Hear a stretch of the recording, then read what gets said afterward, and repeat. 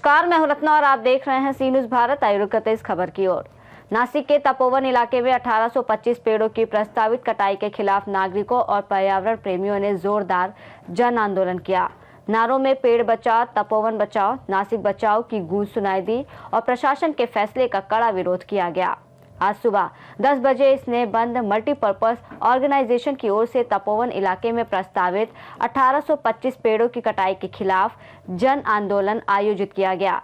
आंदोलन का नेतृत्व माननीय नगर सेवक राहुल भाव दिवे और जनसेवक प्रवीण नवले के मार्गदर्शन में किया गया। तपोवन इलाका नारों से गूंज उठा, जिनमें शामिल थे पेड़ बचाओ, तपोवन बचाओ, नासिक बचाओ। आंदोलन में पर्यावरण प्रेमी नागरिकों के साथ सामाजिक, राजनीतिक और सांस्कृतिक गणमान्य लोग भी बड़ी संख्या में मौजूद थे। इस विरोध प्रदर्शन में फिल्म इंडस्ट्री के सीनियर एक्टर विशाल पाटिल, दत्तू बोटके, सोमा कुराडे, सामाजिक कार्यकर्ता सयाजी राव शिंदे और मशहूर यूट्यूबर निरंजन टकले ने भी भाग लिया। उन्होंने प्रशासन से इस फैसले को तुरंत रद्द करने की मांग की।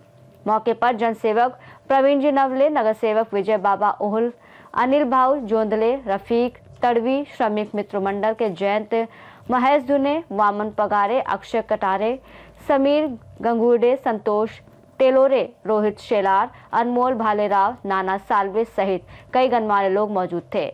स्नेहबंद मल्टीपर्पज ऑर्गेनाइजेशन ने आंदोलन में आए सभी लोगों का धन्यवाद किया और भविष्य में भी पर्यावरण संरक्षण के लिए सक्रिय सहयोग का आह्वान किया।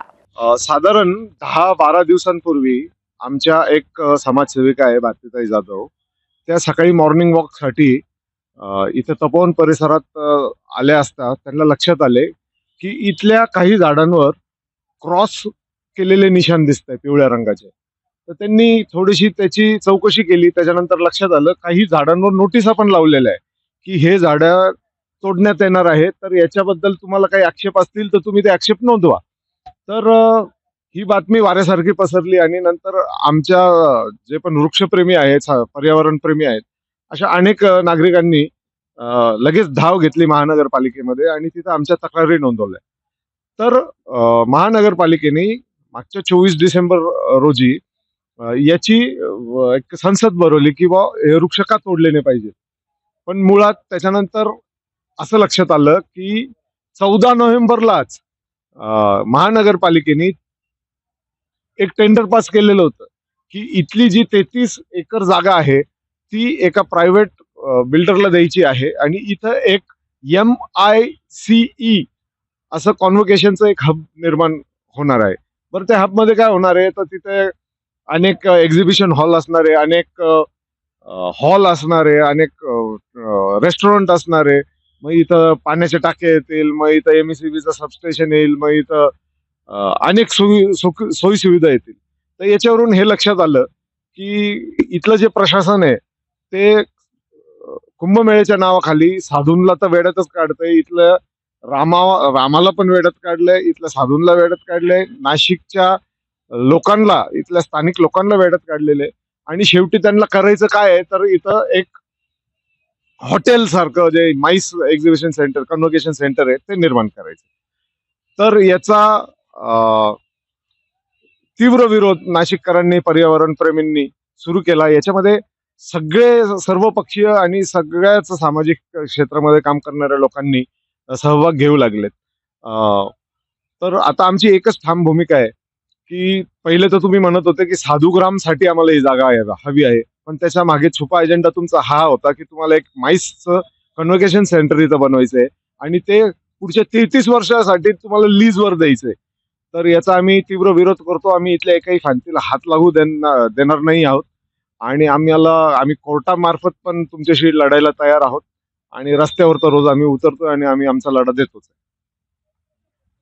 अभिनेता आहे, त्यानंतर मी एक ऑथर आहे, रायटर आहे, मोटिवेशनल रायटर आहे आणि मी गेले 1 महिना आमची काही टीम इथे आणि आम्हाला आता हजारो लाखोच्या संख्येने लोक इथे जॉईन झालेले आहेत। त्यानंतर आम्ही सिग्नेचर कॅम्पेन पण राबवत आहेत। तर आम्ही आता यांना विनंत्या करून यांचं काय म्हणतात ना, अजून काय काय करायचं ते करून आम्ही थकलो आहोत। अक्षरशः आमच्या पायांमध्ये गोळे आलेले आहेत इथे, नाही का। परंतु आम्ही असं जिद्दीला पेटलेलो आहोत की माझं जे लहानपण आहे ते लहानपण माझं इथे नाशिक तपोवनच्या बाजूलाच आमचं म्हणजे घर होतं आणि आताही मी तिथे गोदावरीच्या बाजूलाच राहतो. तर इथे आमच्या पूर्वजांनी झाडे लावलेली आहेत. हे हजारो वर्षापासूनचं दंडकारण्य आहे. इथे ही पवित्र भूमी आहे. जी पवित्र भूमी आहे जिथे श्रीराम आहे, सीता आहे, लक्ष्मण सीता व इथे अक्षरशः इथे म्हणजे रहिवास करून गेले आणि ऋषी इथे पूर्वी तप करत होते. त्यासाठी इथे तपोवन हे नाव दिले गेलेले आहे. आणि ही नाशिकची जागतिक ओळख आहे. नुसती नाशिकची नाहीच तर नाशिक महाराष्ट्र भारताची इंटरनॅशनल ही ओळख आहे.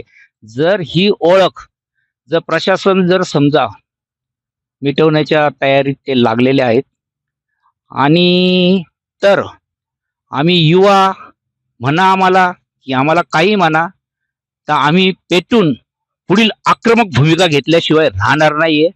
आणि हे मी लाखो नाशिककरांच्या वतीने नव्हे तर मी राज्याच्या वतीने आणि देशाच्या वतीने बोलत आहोत. आणि ही नुसतीच हिंदूंची ओळख नाहीये, ही अखिल भारतीय म्हणून ही ओळख आहे. ही साधूंची भूमी. प्रशासन मिळून हे तपोवनातील जवळजवळ 1800 ते 1900 झाडांची कत्तल करण्याचे प्लॅन मध्ये आहे. तरी हे झाडे तोडू नये. हे नाशिक शहराचं ऑक्सिजन आहे. हे झाडे तोडले तर नाशिकचा ऑक्सिजन कमी होईल, नागरिकांना पर्यावरणाचा ऱ्हास होईल. तरी कृपया नाशिक महापालिकेला विनंती आहे आणि प्रशासनाला विनंती आहे, कुंभमेळा मंत्री माननीय गिरीशजी महाजन यांना पण विनंती आहे, नाशिकमधील एक पण झाड तोडू नये. झाड तोडल्यास त्याला जबाबदार प्रशासन नाही आणि पर्यावरणप्रेमी एक बी झाड तोडून देणार नाही.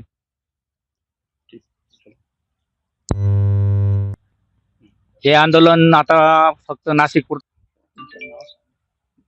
नमस्कार, मी दत्तू बोडके, सामाजिक कार्यकर्ता, नाशिक. खरं तर ही तपोवन ही नाशिक शहरातील ऐतिहासिक अशी भूमी आहे.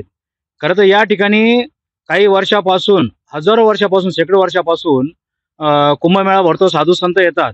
याला पूर्वी दंडकारण्य नाव होतं.